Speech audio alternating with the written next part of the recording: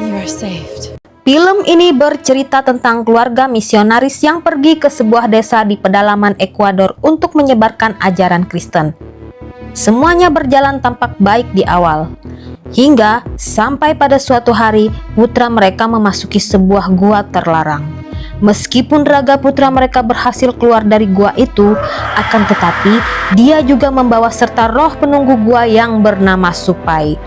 Seperti apa kisah alur cerita lengkap dari film dengan genre horor supranatural kali ini? Tanpa berlama-lama lagi, ayo pasang headsetnya dan kita mulai ceritanya. Nuestro Señor, su único. En nombre del Padre. Film diawali dengan sekelompok orang yang sedang dibaptis oleh seorang pastor. Pastor ini bernama Meyer. Hari itu Rosa menjadi orang pertama yang dibaptis. Rosa sangat bahagia kala menyadari dirinya telah mengalami kelahiran baru dalam iman Kristen. You are saved. Thank you, Nelson. Di sana juga ada Candice dan Jules yang merupakan seorang misionaris dengan tujuan menyebarkan ajaran Kristen di desa itu. Tidak jauh dari tempat itu, putra Candice yang tidak mengikuti sakramen baptis malah asik bermain pesawat bersama bocil desa di alam terbuka. Putra Candice ini bernama Ellie. Awalnya Ellie hanya iseng menerbangkan pesawat mainan. Namun secara kebetulan pesawat mainan itu melesat masuk ke dalam goa.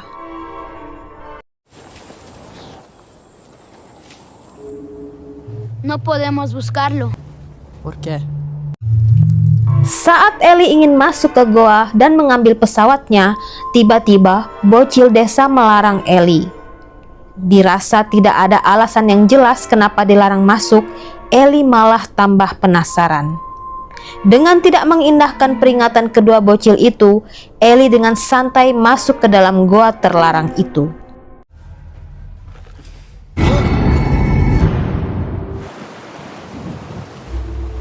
Ellie yang tangannya dipegang oleh seseorang dalam kegelapan sontak berlari terbirit-birit keluar hingga menjatuhkan jam tangannya di sana. Candice sehari-harinya melakukan pelayanan dalam bidang kesehatan, pembangunan gereja hingga pendidikan bagi penduduk asli di sana. Berbeda dengan kedua orang tuanya yang memiliki tujuan menyebarkan agama Kristen melalui misi kemanusiaan, Ellie yang kebetulan menjadi putra Candice hanya terpaksa ditempatkan dalam sebuah keadaan. Ellie sering uring-uringan dan merasa bosan saat kedua orang tuanya melakukan pelayanan. Bahkan, Ellie sering diam-diam memainkan game di ponselnya untuk menghilangkan kejenuhan. Di malam itu, Candice menyuruh Ellie untuk mencicipi hidangan yang sudah tersedia. Alih-alih menuruti ibunya, Ellie malah meminta izin pulang lebih awal dari tempat pelayanan. Di tengah perjalanan, Ellie kembali teringat jam tangan pemberian kakeknya yang terjatuh di dalam goa siang tadi. Di dalam kegelapan dan keheningan malam, Ellie segera memutar langkahnya menuju gua terlarang untuk mencari jam tangan itu. Tanpa berpikir dua kali, Ellie menerobos masuk ke dalam goa.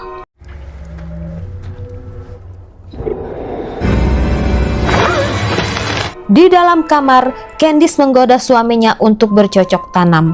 Bagaikan orang munafik, Candice mencubus sambil menggunakan kata-kata tentang keselamatan. Dan mereka pun bermantap-mantapan. More beautiful than salvation. Di keesokan harinya, Candice terbangun seperti biasa. Candice sedikit heran melihat Ellie yang tidak ada di dalam kamar. Dia lalu memeriksa setiap ruangan di rumah itu. Dirasa Ellie tidak pernah jauh, Candice dan Jules mulai panik dan mencari Ellie. Di pinggir sungai, Jules melihat ada patung kuno. Dirasa patung itu terlihat unik, dia lalu membawanya pulang. Goa adalah satu-satunya tempat yang belum diperiksa. Candice bergegas menuju ke sana. Saat Candice akan melangkah masuk, tiba-tiba dia dikejutkan oleh kemunculan pria misterius yang melarangnya untuk masuk ke dalam goa. Pria ini adalah satu-satunya orang yang tidak menyambut kedatangan Candice membawa misi mereka ke daerah tersebut. Pria ini lantas mengatakan kalau Ellie ada di dalam rumahnya. Tanpa banyak berbasa-basi, Candice lalu bergegas mengikuti pria itu menuju rumahnya. Di tengah perjalanan, pria itu dihampiri nenek-nenek yang mengeluhkan kalau pinggangnya terasa sakit. Pria itu hanya meminta sebuah barang pribadi untuk dibawanya, dan besok dia akan melakukan ritual penyembuhan. Nenek itu pun lalu menyerahkan sebuah gelang untuk diberikan kepada pria itu. Ternyata pria ini adalah seorang dukun. Sebelum kedatangan Candice dan keluarganya, orang-orang di desa sangat bergantung pada dukun itu.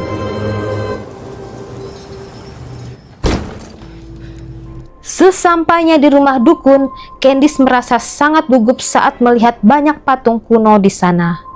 Candice lalu menggenggam salib di lehernya. Candice berjalan mendatangi Ellie yang terbaring di dalam rumah itu. Candice bertanya kepada si dukun, kenapa Ellie sampai berbaring di sana. Sang dukun hanya menjawab kalau dia sedang berusaha menyelamatkan Ellie. Dan dukun itu juga meminta Candice untuk membiarkan Ellie di sana demi menjalani sebuah pengobatan.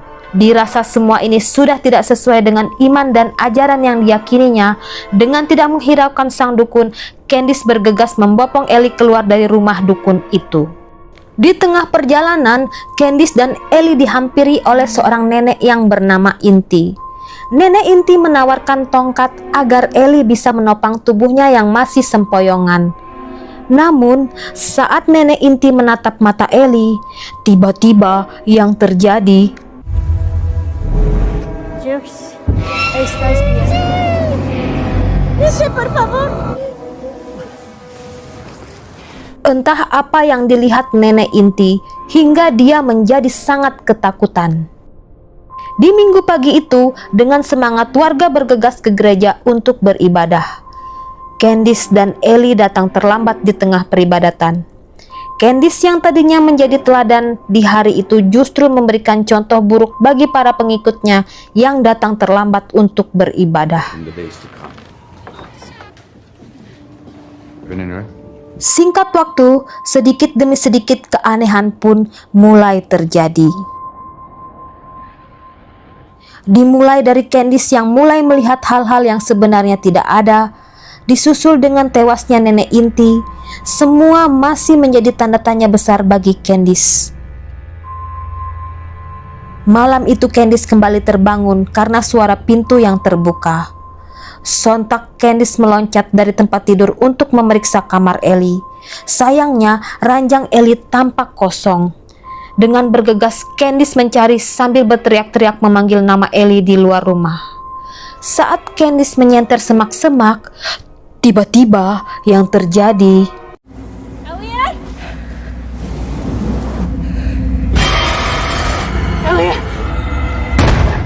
Ellie nampak seperti orang kerasukan, lalu tenang dengan sendirinya. Can you hear us? What's happening? Turn it off!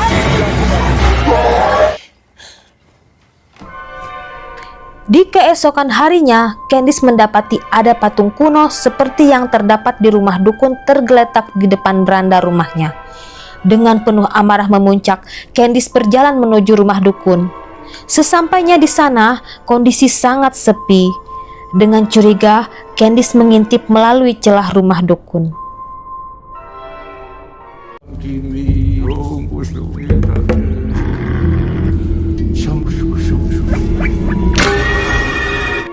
Sambil terengah-engah, Candice malah ingin segera kabur dari tempat mengerikan itu.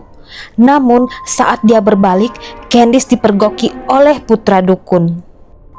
Candice yang penuh amarah menanyakan kenapa patung itu ada di halaman rumahnya dan apa yang sebenarnya telah dukun perbuat kepada Ellie. Saking geramnya, Candice sampai melempar batu itu hingga pecah tak berbentuk. Di tengah perjalanan pulang, Rosa tiba-tiba mempertanyakan kenapa sikap Candice akhir-akhir ini berubah. Demi menjaga rahasia yang terjadi pada Ellie, Candice membuat alasan yang tidak sesuai dengan kenyataan. Rosa yang mengetahui kalau Candice berbohong, lalu menceramahi balik Candice menggunakan ajaran-ajaran yang pernah diberikannya kepada Rosa saat membimbingnya dulu.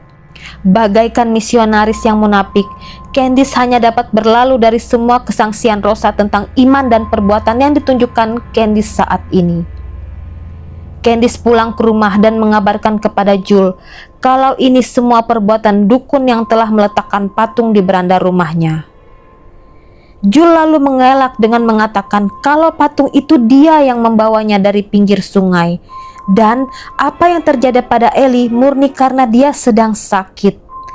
Jul lalu mengajak Candice untuk mendoakan Ellie. Saat doa itu berlangsung, lalu tiba-tiba Lead us not into temptation, but deliver your godly spirit and heal him with Candice mendapati beberapa gigi dalam muntahan Ellie. Pikiran Candice benar-benar kacau saat ini. Dia melihat sesuatu yang tampak mengerikan pada Ellie, tapi kemudian menjadi normal kembali. Ellie sudah tidak sama seperti putranya yang dulu. Grace and wisdom.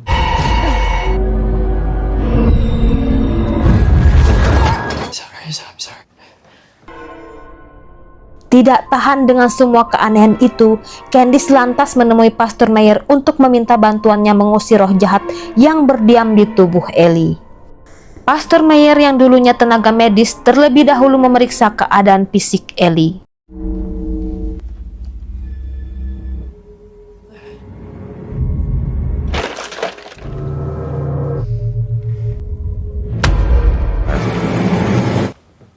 Sebelum mengambil persiapan eksorsis, Pastor Meyer berpapasan dengan sang dukun.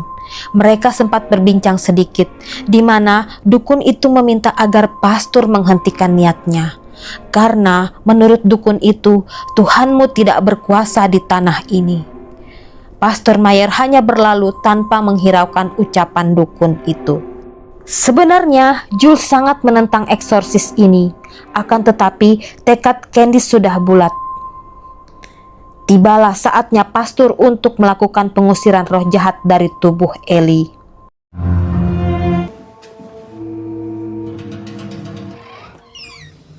Mio padre. And finally, it is all a game.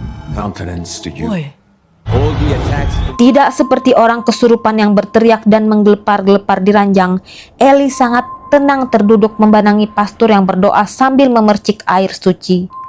Ellie hanya mengatakan sepenggal kalimat yang sangat mendongkel iman dan kepercayaan pastor yang sebenarnya telah rapuh dan membusuk. Ellie bahkan mengetahui keraguan yang dimiliki oleh Pastor Meyer selama ini. Tidak menyerah dengan godaan dari iblis di tubuh Ellie, Pastor Meyer tetap melafalkan doa sembari menyodorkan salib ke arah Ellie. Lalu yang terjadi, This is not you. Who are you?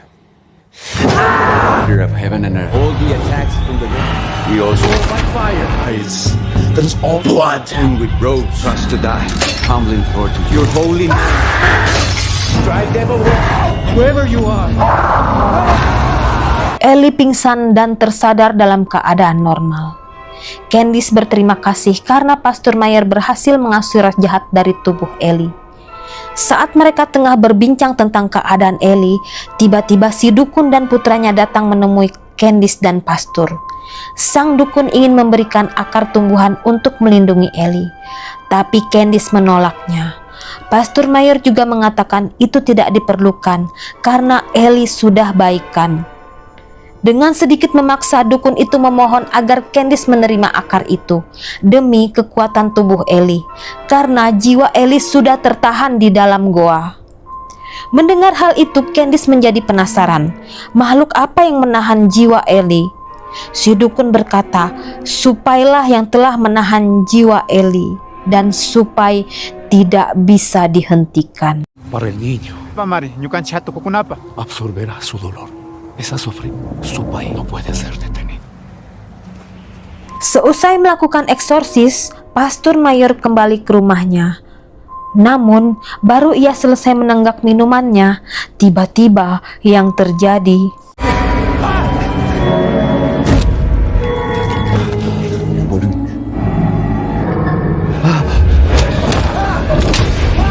Pastor Mayer dicambuk oleh Ellie yang menggunakan topeng hingga ia pun harus kehilangan nyawanya di malam itu. Ask Father.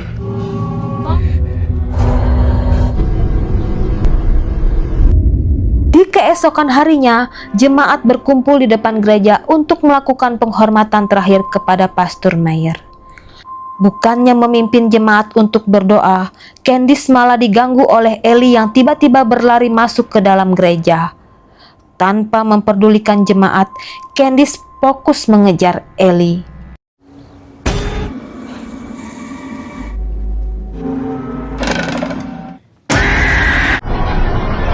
Jul yang kesal dengan ulah Candice pun turut mengejar Candice. Namun, secara kebetulan ada dukun itu di sana yang terus-terusan meminta ingin bertemu Ellie. Dan pertengkaran pun tidak terhindarkan.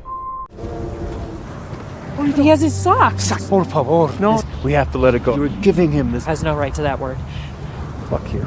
Tanpa mereka sadari, lilin yang tadi tersenggol tubuh Candice telah melahap habis gereja yang telah mereka bangun selama ini. It's too late.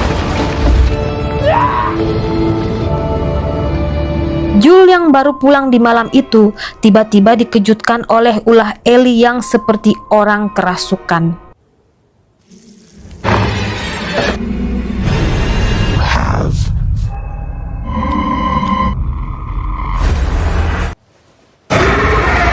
Jul yang dulunya seorang pemakai malah diejek oleh sosok yang merasuki Ellie. Jul pingsan setelah dihantam oleh Ellie ke jendela. Untungnya Candice cepat terbangun dan menyelamatkan Jul. Keesokan harinya, Candice bergegas menemui Rosa untuk mencari tahu tentang Supai. Bukannya mendapat penjelasan yang baik, Rosa malah mendesak Candice untuk melakukan pengakuan dosa di hadapan jemaat. Dirasa mendapat perlakuan yang sangat menyinggung, Candice pun langsung menampar pipi Rosa. Rosa yang marah meminta Candice dan keluarganya untuk segera meninggalkan desa mereka. Menghadapi jalan buntu, iman Candice mulai goyah. Candice lalu mengajak Ellie untuk datang ke rumah dukun. Dan Candice pun menyerahkan Ellie untuk diselamatkan menggunakan ritual dari dukun itu. Tidak memerlukan waktu lama, dukun yang sudah lama ingin membantu Ellie langsung mengadakan ritual di dalam goa.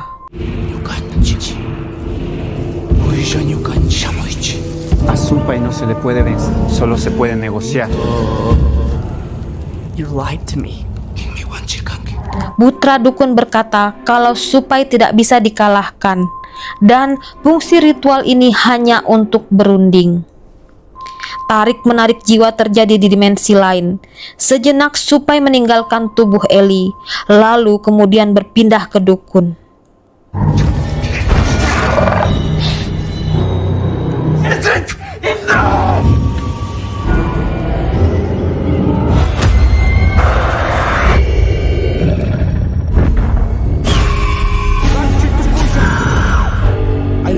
Hingga akhirnya dukun yang kerasukan malah menghabisi putranya sendiri.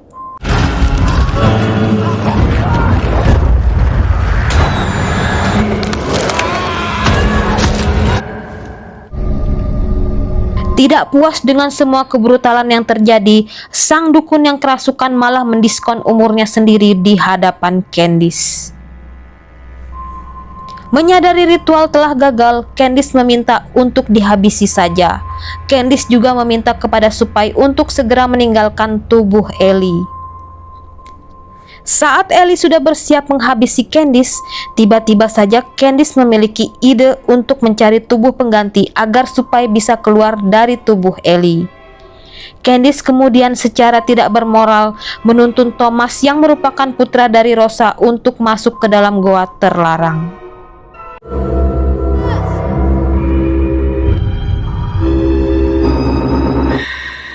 Dengan ditandai teriakan Thomas, pertukaran jiwa pun terjadi. Di akhir film diperlihatkan Candice, Jul, dan Ellie di dalam perahu yang telah berlayar meninggalkan desa itu. Candice juga terlihat sudah tidak menggunakan kalung salibnya. Dan film pun selesai. Sebenarnya dukun dan putranya tidak pernah punya niat jahat kepada Ellie dan keluarganya. Justru dukun itulah yang sudah memperingati Candice agar jangan melawan Supai yang merupakan dewa kematian. Sungguh sangat tipis batas antara kebaikan dan kejahatan, karena di saat kita merasa memiliki iman yang sangat kuat, di sanalah awal godaan itu datang. Oke, itu dulu alur film Dukun tahun 2025. Mohon maaf apabila terdapat kata-kata yang tidak berkenan. Sampai jumpa di video menarik selanjutnya.